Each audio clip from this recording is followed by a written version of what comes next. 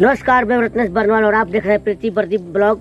तो इसमें आपको एक से बढ़ के कॉमेडी वीडियो मिलेगा देखने के लिए, पारिवारिक ड्रामा, कॉमेडी, एक हर प्रकार के।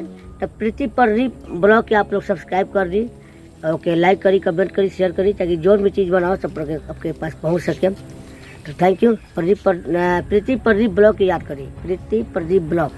अब भैया के साथ हम करीब बहुत फिल्म के बानी, बहुत पब्लिक जानता भी। सौभाग्य बार की फिल्म हम यहाँ के साथ काम करे के मौका मिलल, तो आशा करें भैया से कि आगे फिल्म हम करम कि ना। अरे बाप रे, रत्नेश भाई बहुत लकी आदमी है। और चैनल को सब्सक्राइब कीजिए, शेयर कीजिए, और आप लोगों का आशीर्वाद रहेगा तो चाचा जी भी हम लोग के साथ काम करेंगे। तो इनसे मिल के हम लोग को बहुत खुशी हुई।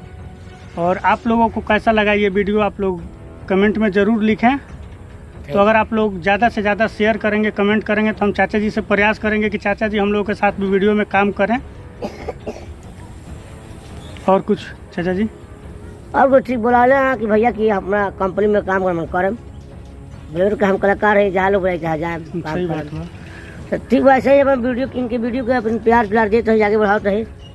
चलिए बाय बाय बाय।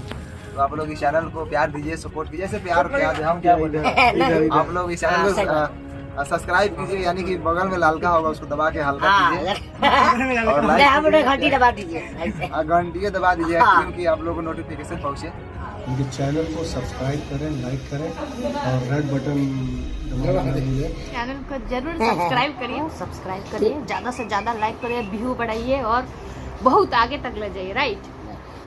बड़ी याद आवे पिया के प्यार कोइल, अरे रतिया त रतिया पहाड़ दिन भइल, का कहे हमरा करे जडाल दल के, दिलवा ले गइले तलिया में भर के। तो थैंक यू सबको, नमस्कार, प्रणाम। इसी तरह हंसते हैं, मुस्कुराते हैं, प्यार देते हैं। Thank you.